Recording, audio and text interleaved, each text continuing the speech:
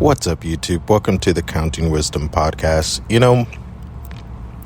With the whole news of the Iranian president being dead, I think that just shows that there is a God who cares about right and wrong.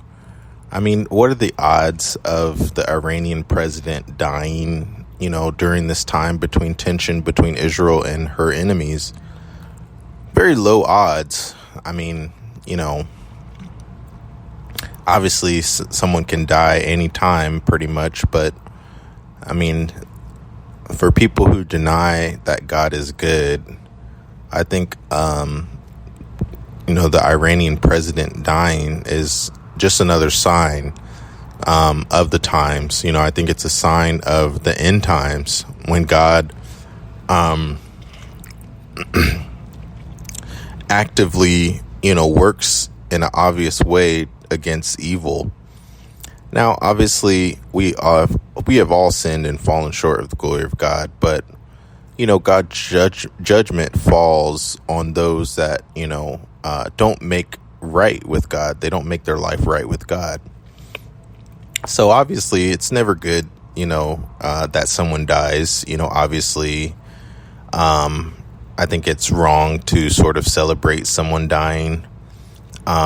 Just because we're all sinners, even though, on the other hand, it's good to see justice done when it needs to be done. But, we all know that for many of us, when we have done something wrong, we appreciate, time to get right. But, apparently, this guy's time was up. Now, it could be a fake story. For example, I know some people do fake their deaths. And it's not good to sort of speculate, but could an Iranian president fake his own death? I think that's a possibility. But we don't have any reason to, consider him alive. We could just take the story at face value that, he's dead. Now, what does that mean for, World War III and different things like that? I think definitely it is another notch, so to speak, ramping it up. I think that, another sign of the end times for sure. I think there has been, World War I or World War II, I'm not a history expert, but there has been wars that have started because someone important was assassinated or died. Now, I'm not saying the Iranian president was assassinated necessarily. I mean, helicopters do go down, but I would certainly not, rule out the whole assassination, sabotage type of thing. I would say if we're really thinking about it, it leans towards that side. Of course, the news outlets say, oh, no foul play. But, in 2024, I know helicopters, do go down sometimes. But at the same time, we know that we have gotten better at making things, and in the year 2024, I don't know what year helicopter they bought, but it's unlikely that a helicopter will just, break down in the sky without any prior warning, Now, obviously that can happen, so we shouldn't rule that out either. Sometimes we can, I don't know, if the Iranian president is a new airplane or, it's an old one that he was using. Sometimes we think that old things will just last forever, but, they do break down. Now, we are to rebuke the wicked, we are to, fight against the wicked. even though Jesus also tells us to love our enemies, and that's a little bit harder to do sometimes. Obviously it's easier to love someone that loves you, the whole saying goes, but harder to love someone that hates you. And so we do have to rebuke our enemies, even though at the same time we're called to love our enemies. And I would say that the Iranian regime, the people connected with Hamas, they are bringing all of this onto themselves. Now, obviously, we are, born sinners. We're born, separated from God, and there comes a point where we can almost say, hey, it's not really my fault that we sin. But then there's other times in our life where we learn and know, and we grow in our conscience about knowing the difference between right and wrong. And so, Hamas, they should not have gone as far as what they went to on October 7th. Obviously, all wrongdoing is, bad. But, when it gets to the extent that some of the reports were saying, beheading babies and stuff like that, it really makes you, have less sympathy for someone that would do something like that. Now, we're not happy that someone goes to hell or the lake of fire, but clearly God still has those things. Even though God doesn't want someone to perish or die,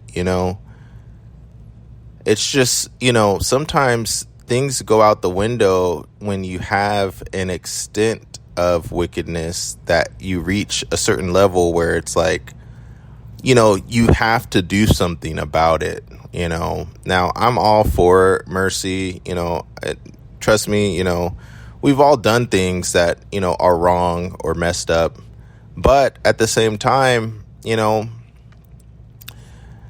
there are some hard lessons that we also have to learn where we're like, hey, you can't do this thing or whatever you feel like you want to do, even though you have a good reason that you feel like you have a good reason. You can't just do whatever you feel like doing and, throw caution to the wind. And so I think that, obviously Bible prophecy says that Israel is going to lose 2/3 of their whole population. 1/3 is going to be saved. So just because the Iranian president died doesn't mean, Israel's out of hot water. We still have a lot to go through as far as, the 7-year tribulation and things folding out. And so, I think that, God is sort of waiting to see who's going to be assigned to what place in this future, world where are certain people going to escape in the rapture, certain people assigned to go through the tribulation and be martyred, are certain people assigned to survive all the way through the 7-year tribulation.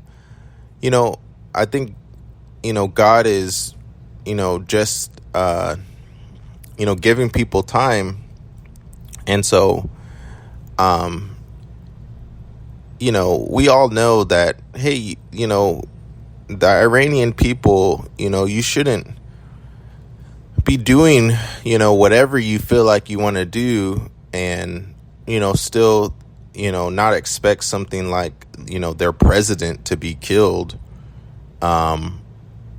Honestly, I think I saw in maybe a month ago that Israel killed some top leaders. I think they were driving in a car and a drone hit them.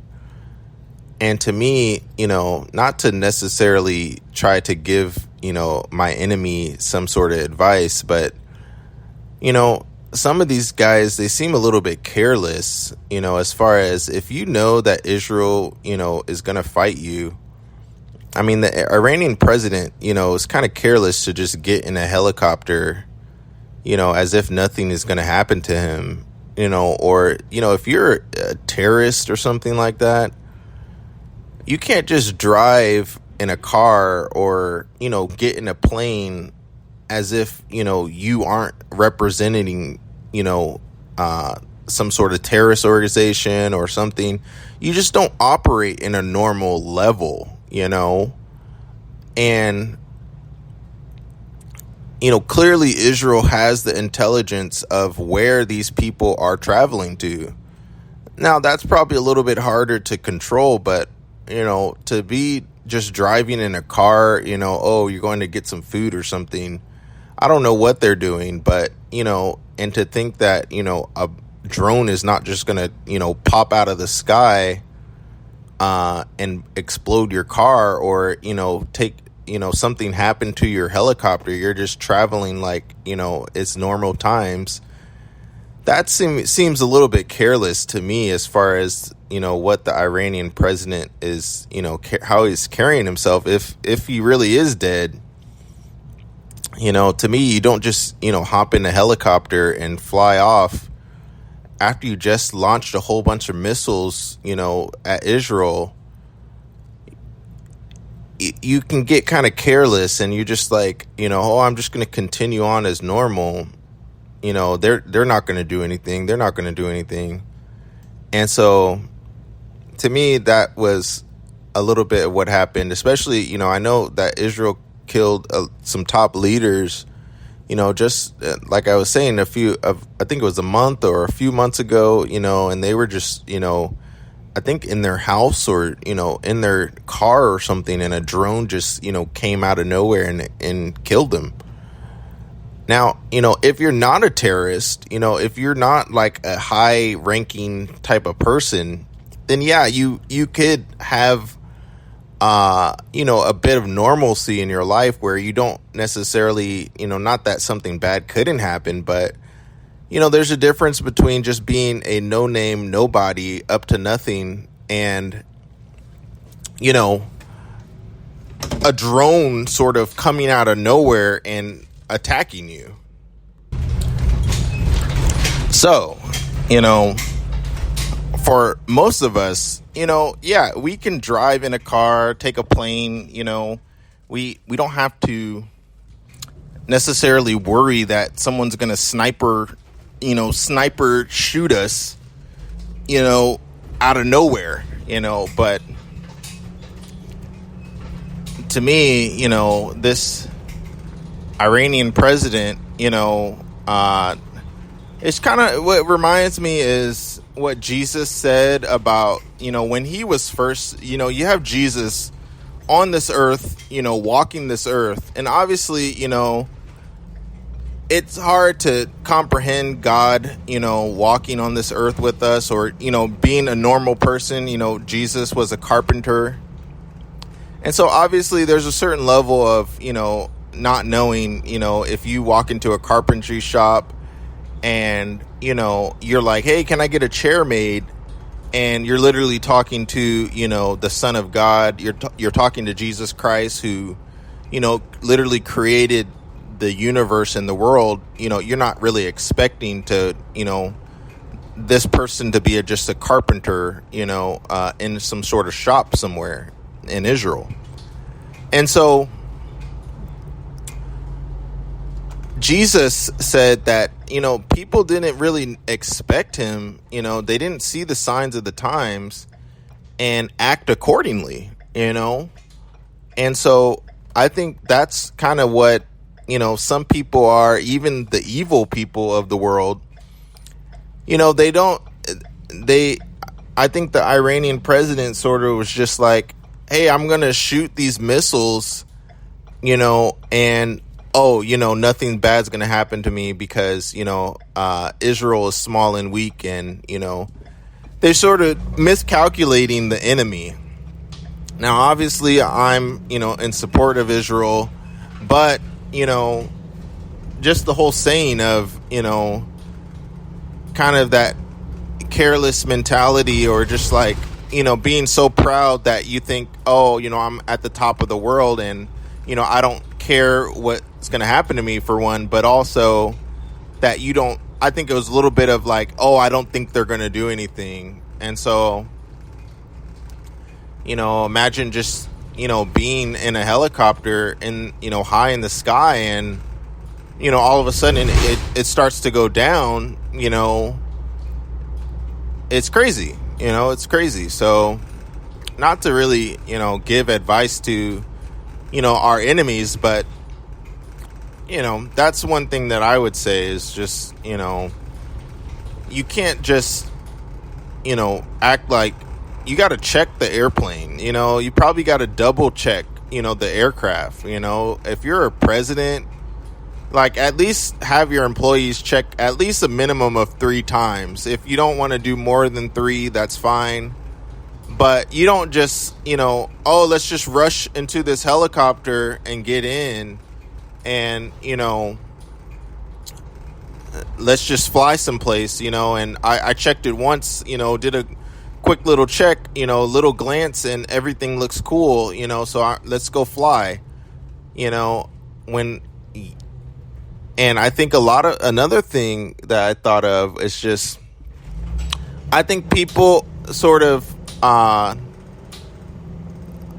think their actions don't really mean too much, or they underscore the meaning or the gravity of our actions. I mean, we do that with sin all the time, right? We think that, oh, I just did this one small sin, and so, it doesn't really matter. It doesn't really, add up to anything. And so, I won't repent, or I won't, confess, or, I don't really need to, watch out or anything because, we did this sin. But no, obviously, God has mercy on us, a lot of times, but I'm just saying, we can't downplay. I think the Iranian president sort of downplayed, oh, we just shot some missiles, that apparently was unprecedented.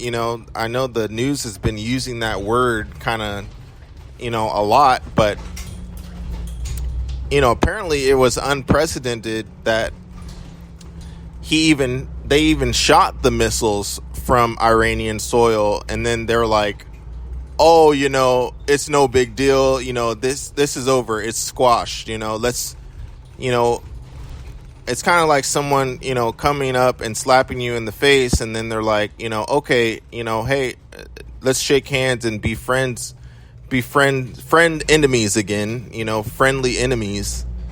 And no, so now I'm not necessarily, I don't know, I don't see how I would know if Israel, was behind the whole, attack on the Iranian president type of thing. Like, they just said his helicopter crashed, and so there's no saying who is behind it or anything, but